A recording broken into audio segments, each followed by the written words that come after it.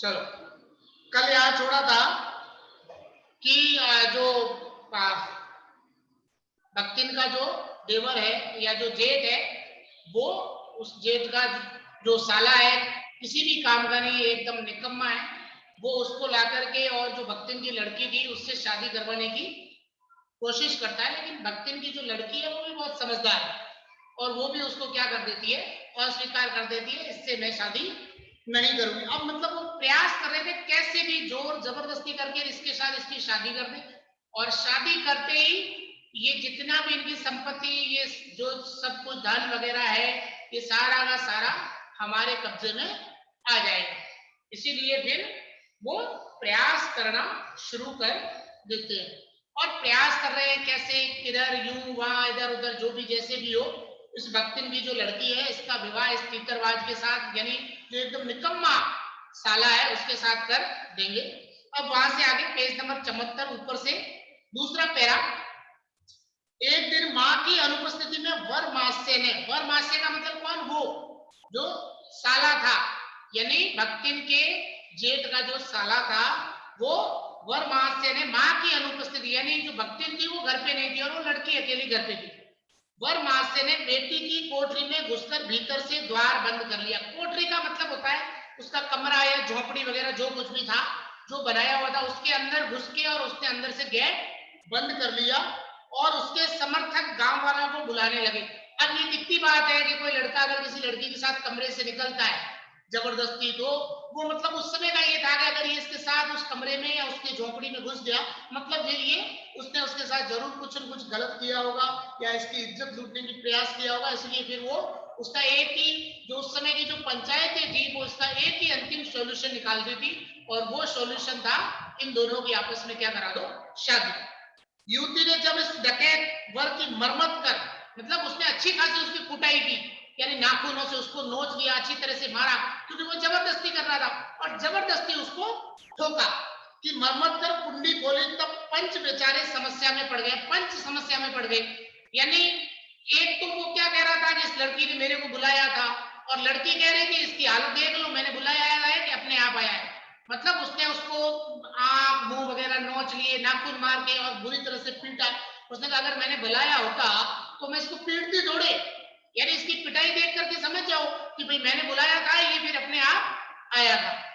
तीतरबाज युवक कहता हुआ निमंत्रण पाकर भीतर गया था। निमंत्रण पाकर का मतलब है कि भाई इस लड़की ने मुझे बुलाया था, मैं इसलिए अंदर आया था। और युवती उसके मुख पर अपनी पांचों उंगलियों के उभार में इस निमंत्रण के अक्षर पढ़ने का अनुरोध करती। उसने कहा जो मैंने थप्पड़ मारे ना इसकी गाल के ऊपर, पांचों की पांचों उंगलियां वो चिपक गई है, देख लो इसको, यानी इसको जो मैंने नोचा है, अगर मैं इसको बुलाती तो क्या फिर मैं इसके साथ मारपीट करती। अंत में दूध का दूध पानी का पानी करने के लिए पंचायत बैठी, और अब पंचायत भाई इसका क्या समाधान किया जाए, ऐसा क्या समाधान निकाले कि इन दोनों के बीच का रास्ता निकले। और सबने सिर हिला हिलाकर इस समस्या का मूल कारण कलयुग को स्वीकार किया। यानी इसका कारण क्या है, कलयुग है, इसलिए ऐसी समस्याएं हो रही है।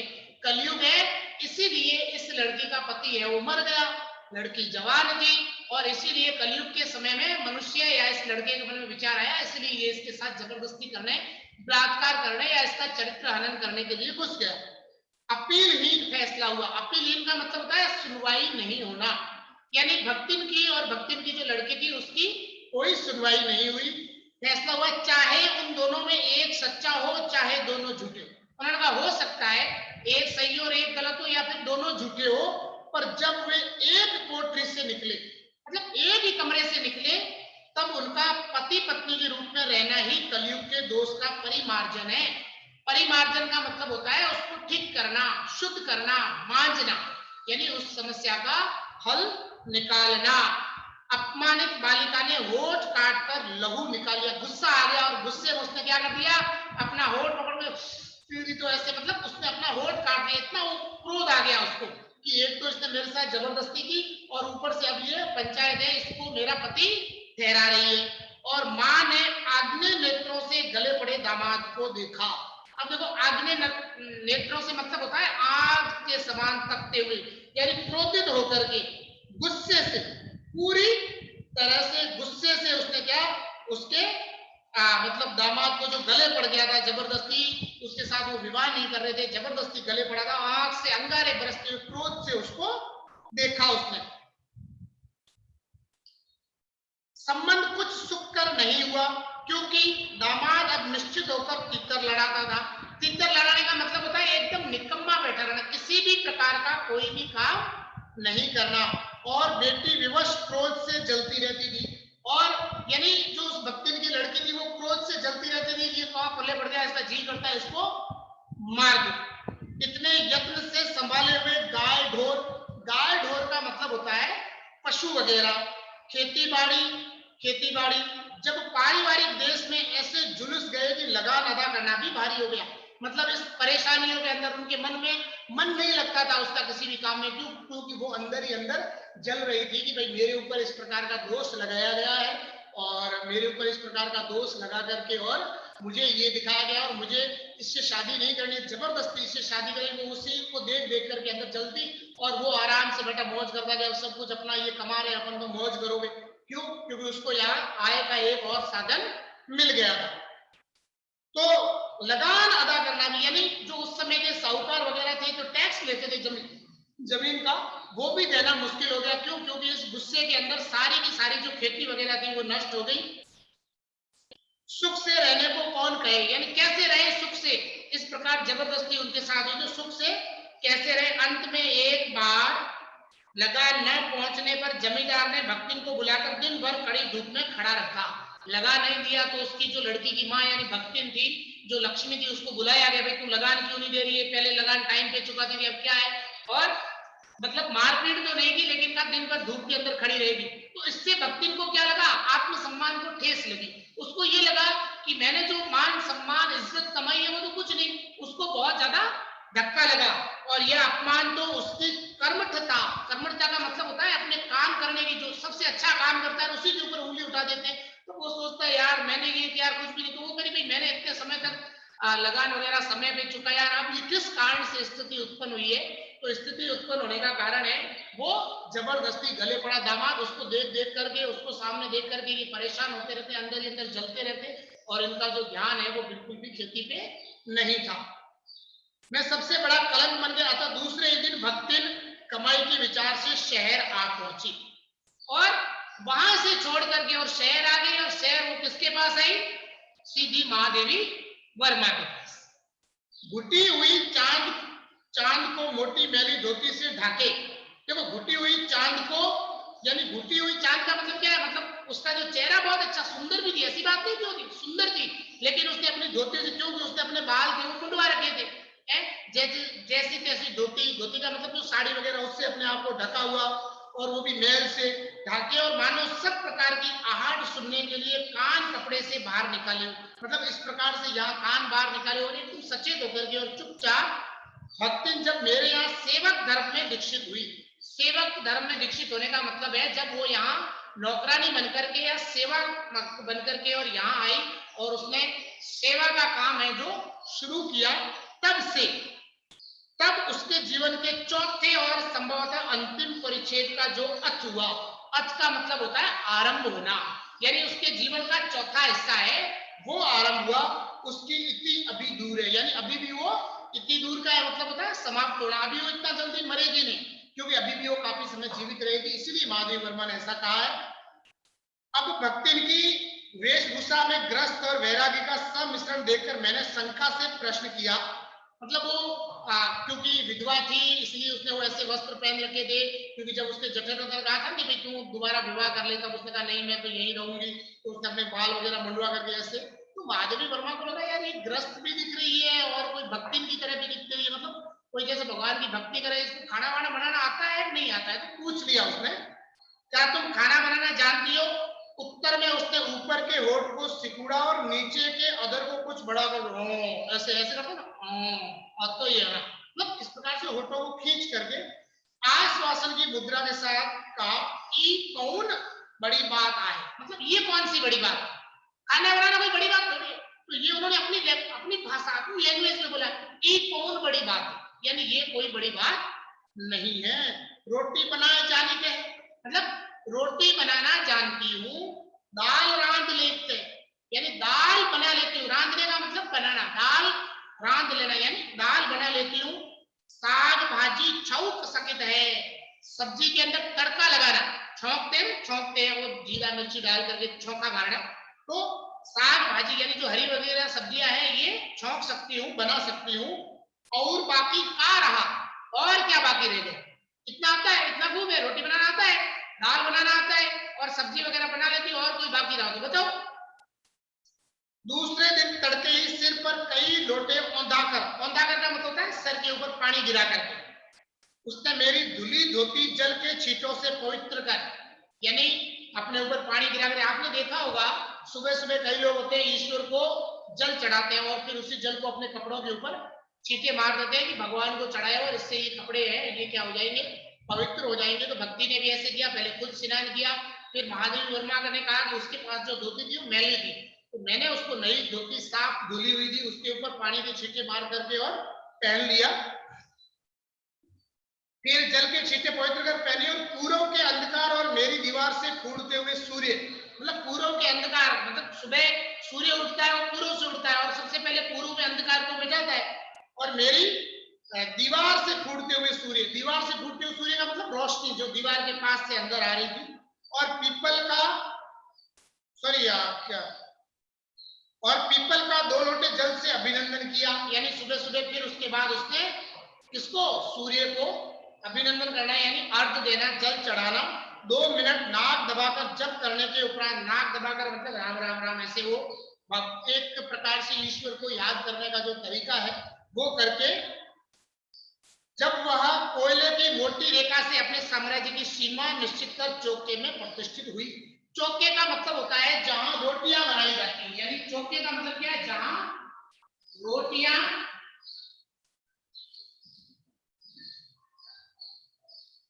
बनाई जाती है, यानी जहां रोटियां बनाई जाती है उसको चौका बोलते हैं। जैसे चूल्हा, पास में बैठने के स्थान को। अब उसने क्या किया, जैसे ये चूल्हा है उसका ना, ठीक है, ये चूल्हा है, यहाँ चूल्हा बना हुआ, यहाँ बैठ के फिर उसने यहाँ से कोयले की रेखा खींची। इसने कहा इसके बीच में कोई नहीं आएगा, खाना खाना है इससे बाहर, यहाँ मैं रोटी बनाऊंगी, मतलब ये पवित्र स्थान है। तो उसने कोयले की मोटी से लाइन खींच ली और इसके अंदर एंटर होगी, मतलब यहाँ सिर्फ कौन बैठेगा, जो बनाने वाला है रोटी वही बैठेगा, दूसरा कोई भी अंदर नहीं आ सकता।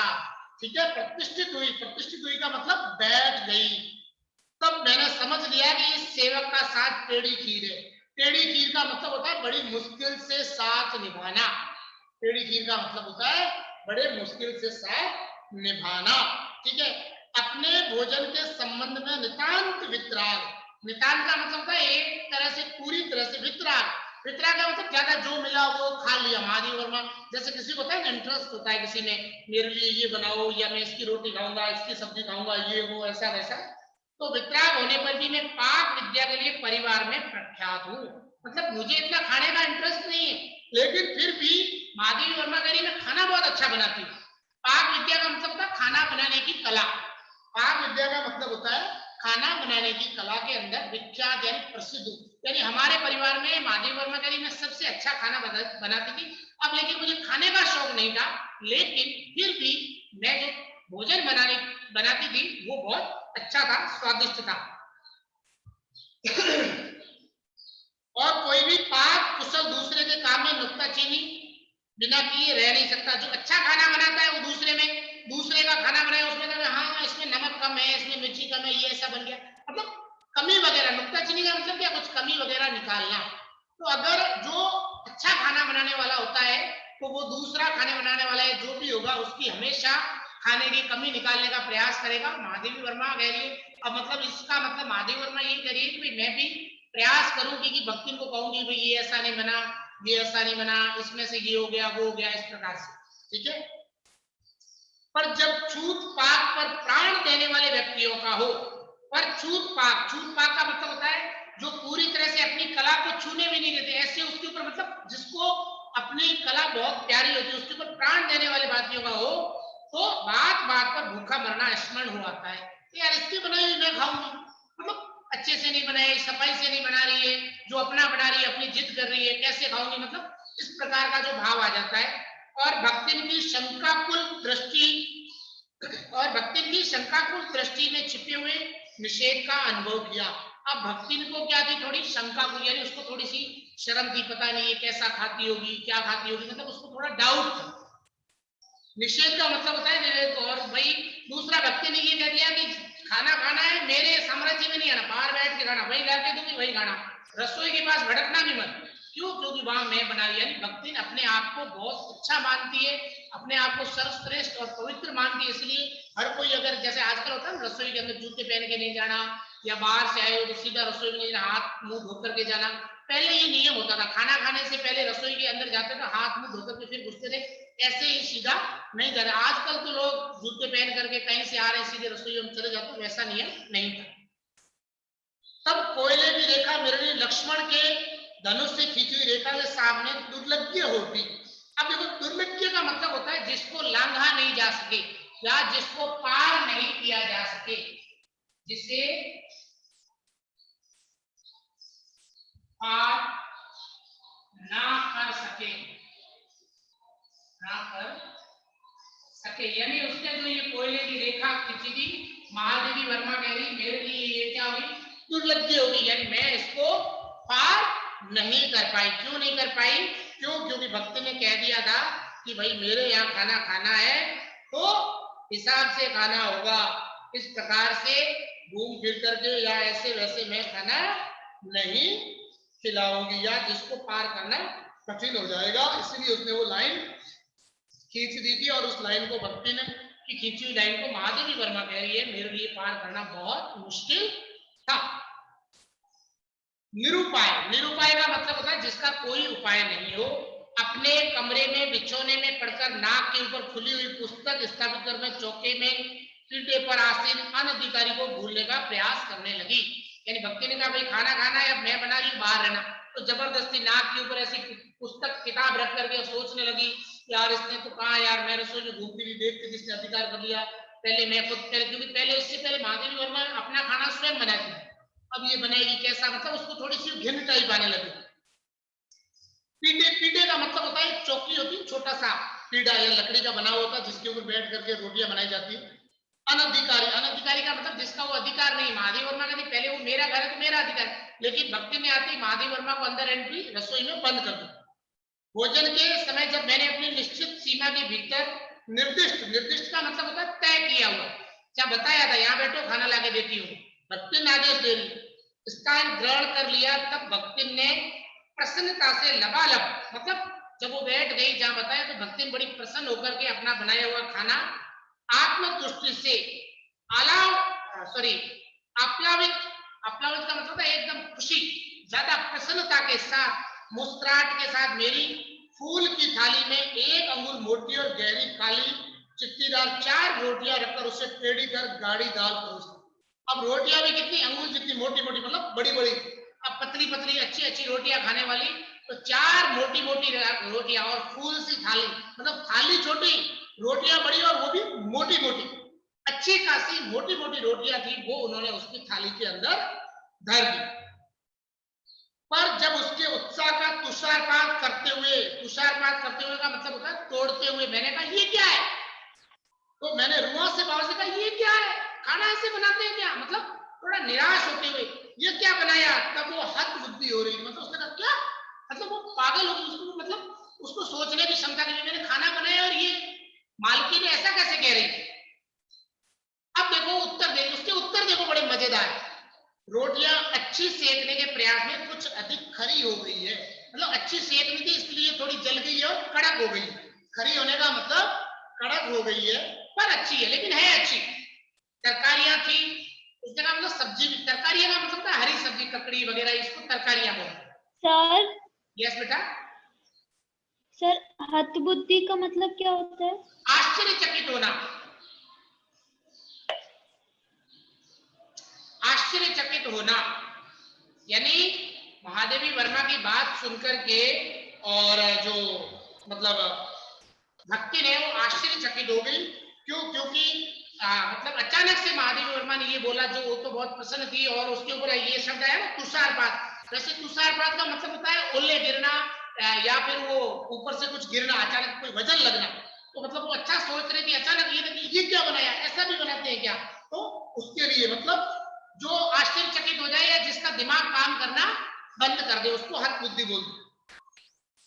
फिर वो कह रही है इसका, तब उसने कहा मैं दाल नहीं बनाई, दूसरे का सब्जी, तो सब्जी बना के क्या करेंगे, अभी दाल बनाएंगे, सब्जी रात को बनाएंगे। मतलब गांव की परिणति आप देखो, उसके अंदर गांव बने, गांव में लोग यही सोचते हैं, यानी दो सब्जी एक साथ नहीं बनाती, या तो दाल बनाएंगे या सब्जी बच्चा। लेकिन शहर के लोग दाल भी बनाएंगे, सब्जी भी बनाएंगे, चावल भी बनाएंगे। तो महादेवी वर्मा को जब उसने सब्जी के विषय में पूछा तो उसने कहा तरकारियां थी, लेकिन अभी दाल पड़ी है, तरकारियां रात को बना लेंगे। तो तब उनका क्या काम, शाम को दाल ना बनाकर तरकारियां बना दी जाएगी। उसने कहा शाम को दाल नहीं बनाऊंगी, तरकारियां बना दूंगी, जबकि ये दोनों साथ साथ बनती थी। तो इसीलिए वो यहाँ पर मना कर दी। दूध घी मुझे अच्छा नहीं लगता था। अब महादेव वर्मा ने कहा कि मुझे दूध घी खाना अच्छा नहीं लगता था, नहीं तो सब ठीक हो जाता। उसने कहा चलो दूध घी लेना होता तो मैं इसको चूरमा बना करके खा लेती। अब ना हो तो अमचूर और लाल मिर्च की चटनी पीस ली जाए। अमचूर, अमचूर का मतलब होता है जैसे ये आम के कैरी की वगैरह चटनी होती है ना, वो वाली। उससे भी काम ना चले तो वो गांव से लाई गठरी में से थोड़ा सा गुड़ दे देगी। अब उसने क्या कहा, उसने कहा भाई दूध और घी, उसने कहा मैं लेती नहीं हूँ, महादेव वर्मा ने मना कर दिया। तो उसने कहा चटनी ले लो, अचार ले लो, अगर वो नहीं लेते हो तो मैं गांव से गुड़ लेके आई हूँ, देसी गुड़ बनाया हूँ, उसकी दही दे दो, उसके साथ खा लेंगे, लेकिन तरकारियां नहीं, फालतू काम नहीं। मतलब किस प्रकार से वो महादेव उसकी मालकिन है, लेकिन किस प्रकार से उत्तर दे रही है, ये भक्ति की देखने वाली बात। और शहर के लोग क्या कलाबूत खाते हैं। कलाबूत का मतलब ये होता है कि मतलब कुछ अजीब चीजें तो थोड़ी खाते हैं। कलाबूत का मतलब कोई अजीब चीजें तो खाते नहीं होंगे, खाते तो खाना भी है, तो ये भी खाना है, चलो खा लो। फिर वह कुछ अनाड़ी या फुअड़ नहीं है। फिर उसने कहा ऐसा कोई गड़बड़ है नहीं, रोटियां और दाल है। अनाड़ी यानी वो भक्तिन अपने लिए कह रही है कि वो ऐसा तो है नहीं कि उसको खाना वगैरह बनाना नहीं आता है, या फिर वो एकदम गंवार है। या गंवार होने का मतलब ये है कि जिसको कुछ भी समझ नहीं हो। उसके ससुर, पितिया ससुर, ससुर जी, पितिया ससुर का मतलब पिताजी के भी पिताजी, अजिया सास मतलब पिताजी के यानी दादेर सास, मतलब दादी की ससुर होती है वो, उन सब ने, आदि ने उसकी पाक कुशलता के लिए न जाने कितने मौखिक प्रमाण दे डाले थे।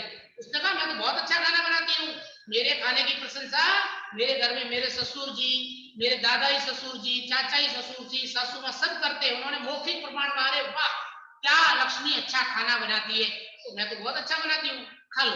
किसको बोल रही है, महादेवी वर्मा को कह रही है। भक्तिन के इस सार गर्भित का मतलब पूरा का पूरा सार बताने वाली बातों को लेक्चर का प्रभाव यह हुआ कि मैं मीठे से विरक्ति के कारण बिना गुड़ के और घी से अरुचि के कारण रूखी दाल से एक मोटी रोटी खाकर बहुत ठाट से यूनिवर्सिटी पहुंची। अब वो कह रही है कि मैं मतलब मीठे से विरक्ति, ज्यादा मीठा खाती नहीं इसलिए बिना गुड़ के, ठीक है, और घी में मेरी रुचि नहीं है इसलिए बिना घी के दाल के अंदर जैसे तैसे एक मोटी रोटी खा करके बड़े ठाट से, जैसे आज कुछ भोग कर लिया है, स्वर्ग लोक का भोजन पकवान खा लिया, ऐसे बड़े ठाट से मैं यूनिवर्सिटी पहुंची और न्याय सूत्र पढ़ते पढ़ते शहर और देहात के जीवन के अंतर पर विचार करती रही। न्याय सूत्र एक पुस्तक का नाम है। उसको पढ़ते पढ़ते महादेवी वर्मा करी मैं देखने लगी कि शहर के लोग किस प्रकार से अलग अलग खाते हैं और गांव के लोग कैसे खाते हैं। क्यों? क्योंकि शहर के लोग कई चीजें एक साथ बना करके खाते हैं, गांव के लोग होते हैं एक समय में एक ही चीज बना करके खाते हैं। क्यों? क्योंकि वो समझते हैं कि अनावश्यक रूप से हम इसको क्या कर रहे हैं, भ्रष्ट कर रहे हैं, खराब कर रहे हैं, जो कि ठीक नहीं है। अलग भोजन की व्यवस्था करनी पड़ी अपने गिरते हुए स्वास्थ्य और परिवार वालों की चिंता निवारण के लिए। अब महादेवी वर्मा ने कहा ऐसा तो मैं तो भोजन नहीं कर पाऊंगी, इसलिए महादेवी वर्मा ने अलग से अपने लिए भोजन की व्यवस्था कर ली और भक्ति ने वो घर के जो बाकी नौकर वगैरह उनके लिए वो खाना बनाने लग गए। पर प्रबंध ऐसा हो गया कि उपचार का प्रश्न ही हो गया। मतलब ऐसा प्रबंध हो गया कि उपचार का प्रश्न ही हो गया, इलाज करेंगे लेकिन ज्यादा दिन तक वो भोजन टिका नहीं। मतलब कुल मिला के ये है कि वही भोजन वापस किसके हाथ से मिलने लग गया, तो भक्ति के हाथ से मिलने लग गया। इस देहाती वृद्धा ने जीवन की सरलता के प्रति मुझे इतना जागृत कर दिया कि मैं अपनी असुविधाएं छिपाने लगी। मतलब देहाती वृद्धा किसके लिए आया, भक्ति के लिए। मतलब ये सादगी थी, इसमें तड़क भड़क नहीं थी, ये पकवान बना के खाओ और ऐसा खाओ। तो उसने कहा खाना तो खाना, पेट भी तो भरना है, तो ये दो रोटी खा के कर लो, ये खा लो, साथ में 1000 चीजें होने से अच्छा थोड़ी उसको शाम को बना देगी, वो बच जाएगी वगैरह। मतलब एक जो सरलता थी, उसके कारण महादेवी वर्मा कह रही है कि मैं मेरे शौक थे उनको छुपाने लगी, मुझे कुछ असुविधा होती वो पूछती गंदा तो मतलब ठीक ठाक बना है तो कहता हाँ हाँ, मतलब अपनी जो असुविधा है उसको जो परेशानी हो रही थी वो फिर भक्तिन को बताने से वो कतराने लगी। सुविधाओं की चिंता करना तो दूर की बात थी, जब असुविधाओं को छिपाने लगी तो सुविधा तो किसकी, यानी जैसा भक्तिन बनाती उसके बाद वैसा ही महादेवी वर्मा भोजन कर लेती। इसके अतिरिक्त भक्तिन का स्वभाव भी ऐसा बन चुका था कि दूसरों को अपने मन के अनुसार बना लेना चाहती, मतलब भक्तिन के अंदर एक बात थी कि वो दूसरों को अपने अनुसार बनती, खुद चेंज नहीं होती, वो दूसरों के अनुसार नहीं चलती। ये भक्तिन की एक बहुत बड़ी विशेषता है कि हर कोई वो चाहती है मेरे अनुसार चले, ये उसका बहुत अच्छा स्वभाव भी था। पर अपने संबंध में किसी प्रकार के परिवर्तन की कल्पना तक उसके लिए संभव नहीं थी। उसने मतलब कि मैं दूसरे की तरह हो जाऊं, उसने कहा नहीं मैं नहीं बदलू, सब मेरी तरह हो, इस प्रकार का विचार। इसी से आज मैं अधिक देहाती हूं पर उसे शहर की हवा नहीं लग पाई, मतलब देहाती का मतलब गांव के जैसी हो गई, मतलब मैं ग्रामीण परिवेश की जैसी हो गई, खाने में आचार विचार में और किस प्रकार से बैठना, वो भक्तिन के कारण, क्योंकि भक्तिन जो खुद करती थी वो सारा महादेवी वर्मा से करवा लेती, लेकिन महादेवी वर्मा की एक भी आदत थी वो भक्तिन ने बिल्कुल भी नहीं अपनाई थी। मकई का रात को बना दलिया, जो मतलब देखो गांव के अंदर जो व्यंजन बनते भक्ति वो बना बना के खिला देते थे, तो मकई को रात का बना दलिया, सवेरे मट्ठे से सौंधा लगता, मट्ठे का मतलब समझते क्या होता है, छाछ, मट्ठे का मतलब होता है जो छाछ बनती है दही से, उस छाछ को बोलते हैं मट्ठा, ठीक है। सौंधा लगता जैसे अपन राम वगैरह बनाते हैं ना, छाछ वगैरह डाल करके दलिये के अंदर फिर खाते हैं, तो वो ऐसे बना करके और महादेवी वर्मा को भी खिलाना शुरू कर दिया। बाजरे के तिल लगाकर बनाए हुए पुए गरम कम अच्छे लगते हैं, मतलब बाजरे के पुए वगैरह गर्म करके वो भी बहुत अच्छे लगते हैं। ज्वार के भुने हुए भुट्टे के हरे दानों की खिचड़ी स्वादिष्ट होती है, ज्वार भुट्टा खाया होगा लोग सेक सेक करके खाते हैं, उसके दानों की खिचड़ी वो भी बड़ी अच्छी लगती है। सफेद महुआ की लपसी, महुआ एक होता है उसकी लापसी बनाते हैं, जैसे हलवा बनता है ना वैसे उसकी लापसी बनती है। लापसी संसार बल के हलवे को लज्जा सकती है, मतलब उसके सामने संसार के अच्छे अच्छे पकवान भी शर्मा जाते हैं, अतः वह मुझे क्रियात्मक रूप से सिखाती रहती, मतलब सिखाती, ये खाते हैं ये होता है, मतलब कहते हैं ना आयुर्वेद का जो ज्ञान डेवलप होता है गांव से होता है, शुद्ध पौष्टिक चीजें खाना शुरू करते, तो वो भक्ति ऐसी जो ग्रामीण परिवेश से आई थी, वो अच्छे से ग्रामीण परिवेश को जानती थी, ग्रामीण परिवेश से बनाती थी, वो सारी चीजें बना बना करके और वो इसको सिखाने लगी महादेवी वर्मा को। पर यहाँ का रसगुल्ला तक भक्ति ने के पोपले मुंह में प्रवेश करने का सौभाग्य नहीं प्राप्त कर सका, लेकिन उसने शहर का रसगुल्ला भी नहीं खाया।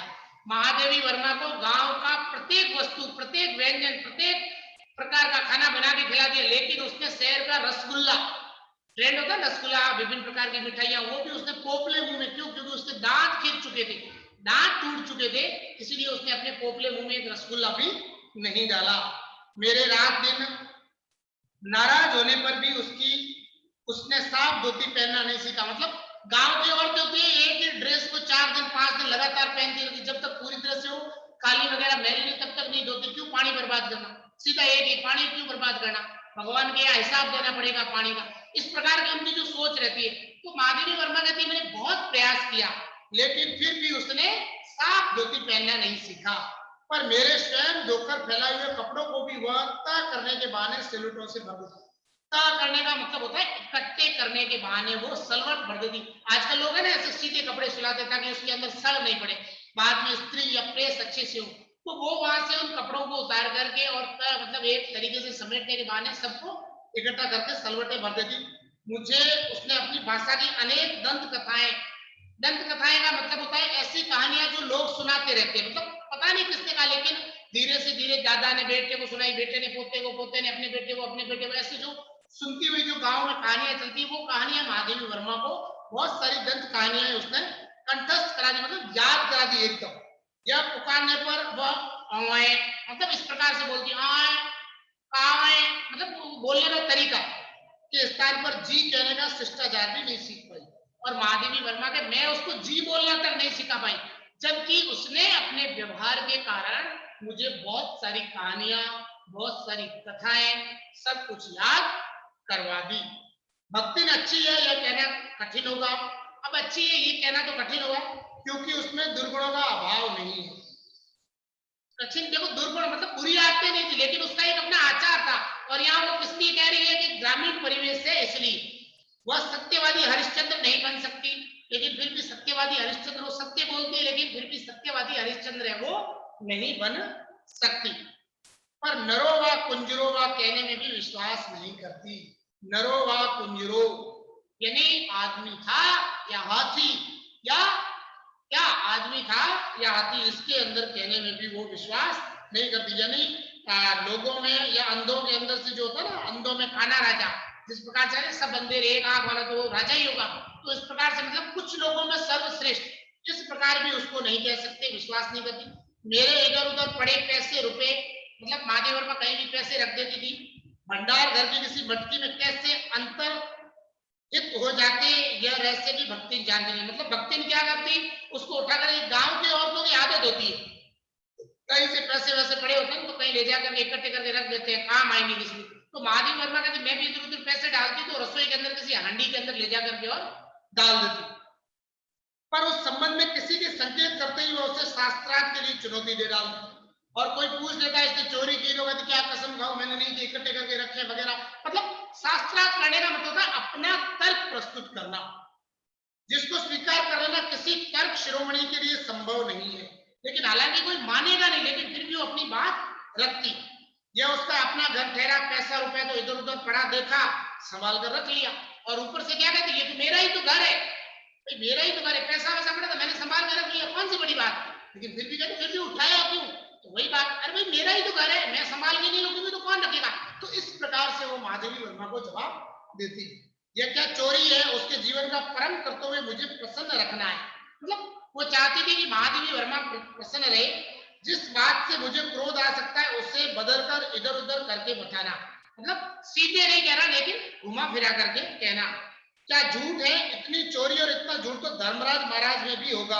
वो कहती है छोटा मोटा झूठ बोल रहा तो भगवान धर्मराज, धर्मराज का मतलब जैसे उन्होंने कहा था ना युधिष्ठिर ने कि हाथी था आदमी मुझे पता नहीं, अश्वत्थामा मर गया, नरोवा कुंजरो, यानी हाथी था आदमी पता नहीं, तो इतना झूठ तो वो भी बोलते, इतना तो इंसान बोलेगा। क्या झूठ है, इतनी चोरी और इतना झूठ तो धर्मराज महाराज में भी होगा, नहीं तो भगवान जी को कैसे प्रसन्न रख सकते हैं, संसार को सकते, नहीं तो भगवान को कैसे प्रसन्न किया जाएगा और संसार को कैसे चलाया जाएगा। शास्त्र का प्रश्न भी भक्ति ने अपनी सुविधा के अनुसार सुलझा लेती। मुझे स्त्रियों का सिर घुटाना अच्छा नहीं लगता। सिर घुटाने का मतलब होता है मुंडवाना। अतः मैंने भक्ति को टोका, उसने अकुंठित भाव से, मतलब दबे हुए थे, ऐसा नहीं, इस प्रकार से उत्तर दिया कि शास्त्र में लिखा है, क्या ग्रंथों में लिखा है कि विधवा स्त्री को सर मुंडवाना चाहिए। आपने बाजीराव मस्तानी फिल्म देखी होगी, उसके अंदर बाजीराव की जो माँ है अपने पति की मृत्यु के बाद वो सर मुंडवा करके रखवाती, तो ये था पहले कि विधवा स्त्रियां होती थी वो सर मुंडवा करके रखती थी। फिर कौतूहलवश, मतलब मुझे लगा अजीब सा लगा, पूछा कौन से में लिखा है, मैं पूछ बैठी क्या लिखा है, तुरंत उत्तर मिला तीरथ गए मुंडाए सिद्ध। मतलब तीर्थ का मतलब होता है कहीं तीर्थ जाते हैं तो सर मुंडवाने से ही सिद्ध कहलाते हैं, यानी भगत कहलाते हैं। कौन से शास्त्र का ये रहस्य सूत्र यह जान लेना मेरे लिए संभव ही नहीं था। मतलब पता नहीं कहा, ये तो कहीं शास्त्र में लिखी हुई बात नहीं है, सिर्फ क्या है कहावत है, लेकिन भक्ति ने उसको ऐसे बोल रही थी कि ये तो वास्तविकता है। अंत में हार कर मौन हो रही थी और भक्ति का चूड़ा कर्म हर बृहस्पतिवार को एक दरिद्र नापित के गंगा जल से धुले उस्तरे द्वारा यथाविधि निष्पन्न होता रहा।